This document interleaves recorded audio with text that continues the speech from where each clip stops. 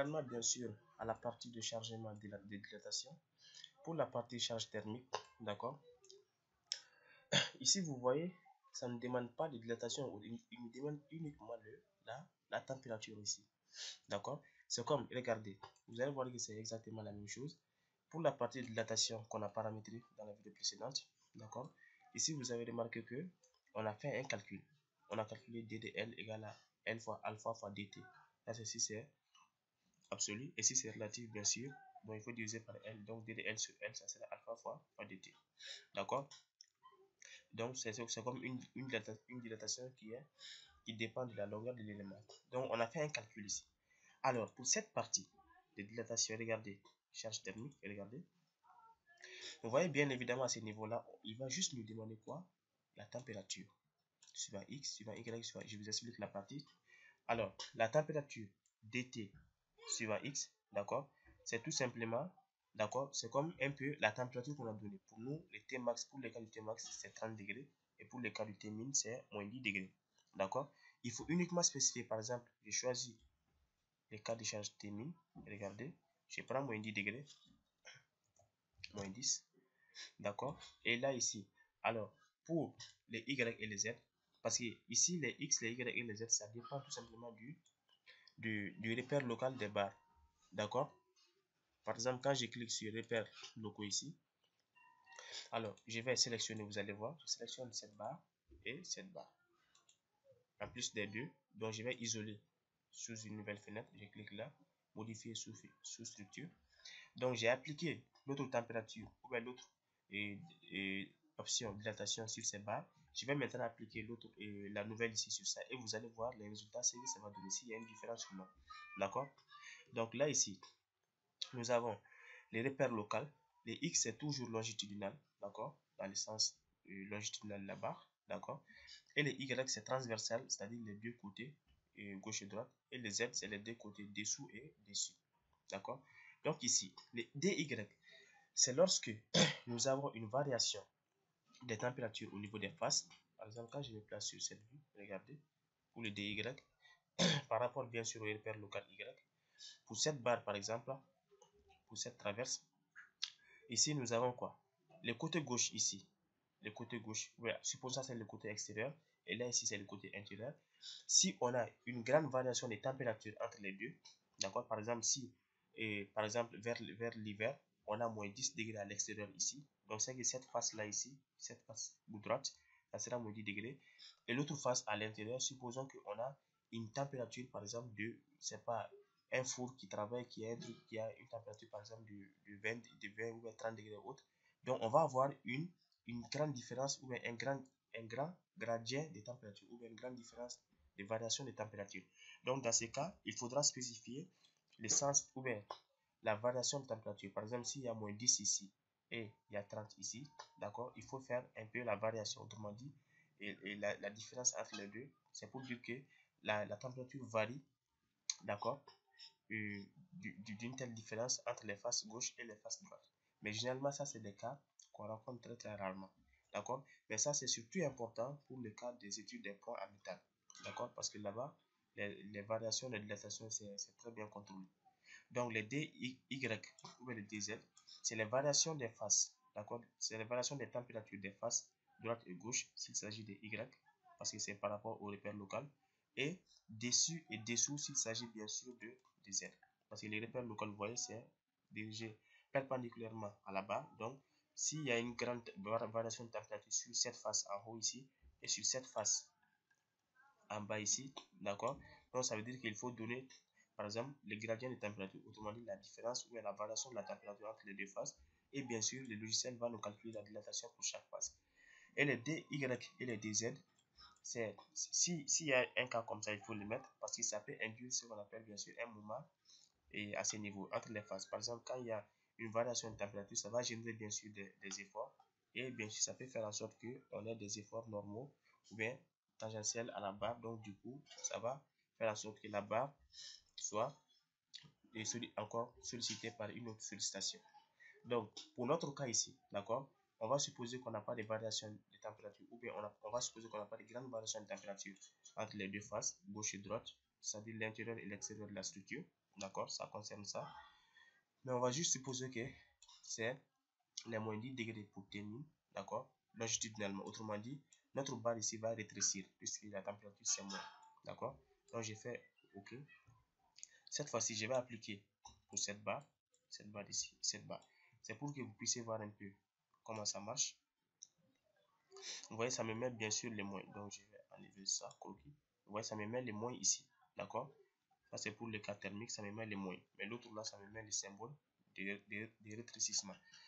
La même chose pour ces cas ici. Pour la température maximum, j'ai fait 30 degrés. Ajouter. Mais il faut prendre bien sûr le cas maximum, Tmax. Attention, Tmax, voilà. Et ici, je fais tout simplement appliquer. Je prends ici appliquer. Vous voyez, ça me met le plus ici, puisqu'il s'agit bien sûr d'un allongement. Quand je ferme ça, regardez bien. Attention. Comme ça, je viens de faire les paramétrages. Je vais, d'abord, j'enregistre. Juste, je calcule un peu pour vous montrer bien sûr. D'accord? Pour vous montrer comment les résultats sont. Je fais calculer ici.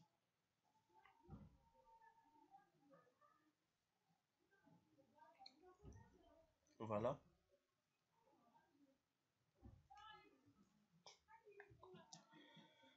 Donc ici, ça a calculé. Par exemple, je prends ici des formations. D'accord? Regardez bien ici. Sous un même chargement ici. Tmax. Ici, ce qu'on avait fait bien sûr avec quoi? Avec, attention, je me place ici. Voilà.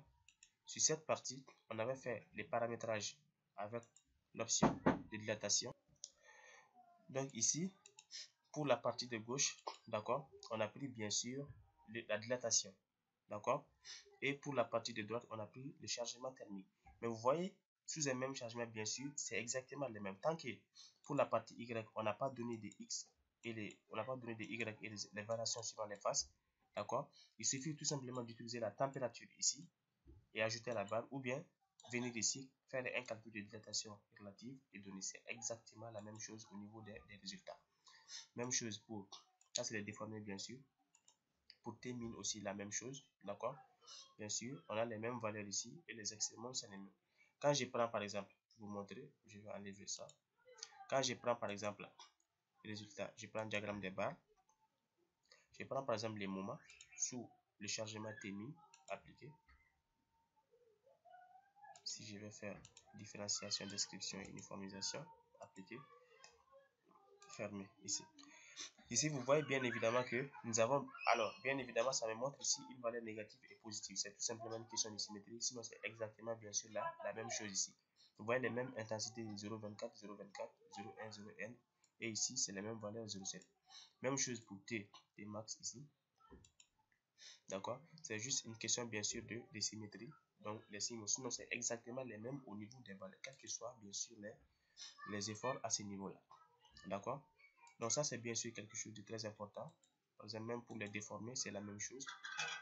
Ici, déformer par exemple, je vais décocher ou bien au niveau des efforts normaux sur la barre. D'accord, bien sûr la température c'est très faible, mais en tout cas nous avons notre effort normal ici. D'accord, c'est exactement les mêmes valeurs d'effort. D'accord. Bien. Donc ça c'était bien évidemment à titre d'information et aussi d'ajout à la formation sur la charpente métallique qui est déjà élaborée. D'accord, c'est bien évidemment pour encore donner plus d'importance à la formation encore. Donc au cas si vous avez bien sûr des charges de température, c'est un peu comme ça qu'il faut faire. Et bien sûr au niveau des combinaisons également, si vous faites une combinaison automatique, d'accord, par exemple je vous montre rapidement la partie. Si vous avez une combinaison automatique, d'accord, au niveau des groupes, quand je prends ici température, automatiquement il utilise le chargement ou et plutôt l'opérateur ou, comme on a déjà expliqué ça, d'accord. Donc ça c'est très important, il faut s'assurer que lorsque vous faites le changement thermique et au niveau, avant de faire générer les combinaisons générées et automatiques, il faut s'assurer que pour les chargements température, c'est l'opérateur ou. Ça veut dire quoi? Ça veut dire que les chargements T-min et T-max ne sont pas appliqués en même temps. Autrement dit, quand vous dites que quand vous prenez E, c'est comme dans la combinaison, il va utiliser dans une même combinaison, par exemple, il va faire T-min plus T-max, ce qui n'est pas du tout normal. Pourquoi? Parce que quand vous faites ça, c'est comme si il fait froid, en même temps, il fait chaud. Autrement dit, il fait moins 10 degrés, en même temps, il fait 30 degrés, ce qui n'est pas juste. Mais quand je prends où, il va prendre soit, d'accord, il fait moins 10 degrés, ou bien soit il fait soit il fait 30 degrés, ou bien, même ça, c'est pas bon parce qu'il va ajouter encore, il va ajouter les deux cas. Donc, normalement, il faut prendre ou exclusif ici. Autrement dit, il va prendre soit l'un, soit l'autre. Soit il fait moins 10 degrés, comme extrêmum, soit il fait 30 degrés comme maximum. Il faut prendre ou exclusif pour et cette partie de température. Parce que quand vous prenez ou exclusif, il va faire trois combinaisons avec ça. Il va prendre un cas où on a T min, on va prendre un autre cas où on a T max, et il va prendre un cas où il va combiner les deux. Il ne faut pas qu'on ait un cas de combinaison des deux. D'accord? Parce que sinon, si vous faites ça, c'est comme si les deux cas, on a le froid en même temps, on a le chaud en même temps, ce qui n'est pas juste. Donc, pour la température, assurez-vous que c'est ou exclusif. Donc, donc ça, c'est pour la température ou exclusif. À titre de rappel, et les natures permanentes, c'est E, l'opérateur E. Pour exploitation, c'est OU, c'est pour prendre tous les cas possibles. D'accord? Notamment, j'ai bien expliqué cette partie dans la formation béton armé, bâtiment béton armé qui est déjà élaboré, notamment pour tenir compte des cas chargé-déchargé. Parce que quand on a une poutre continue, on peut avoir des problèmes comme ça, chargé-déchargé. Donc, j'ai bien expliqué ça dans la formation, d'accord, Excel, et dans la formation du moins ça, bâtiment en béton armé sur le robot qui est déjà élaboré. Donc, pour vent également, il faut prendre ou exclusif pour ne pas combiner les cas de vent. Température également ou exclusif ici. D'accord? Et ensuite, vous faites suivant et vous allez bien sûr cocher tout et générer. Bien. Donc, ça, c'est bien évidemment à titre d'information et d'ajout ou bien de bonus un peu à la formation. Donc, j'espère que bien évidemment, vous avez assimilé un peu les notions sur cette partie du chargement thermique. Bien. Donc, bien évidemment, d'autres formations aussi sont en cours d'élaboration, notamment pour le DALO qui est presque fini. D'accord? Donc, on va voir ça bien sûr par la suite. Bien. Et également, bien sûr, le château qui est aussi élaboré. Bien. Donc, subhanakallahumma wa bihamdi wa ashhadu an la ilaha illa anta astaghfiruka wa atubu ilayk.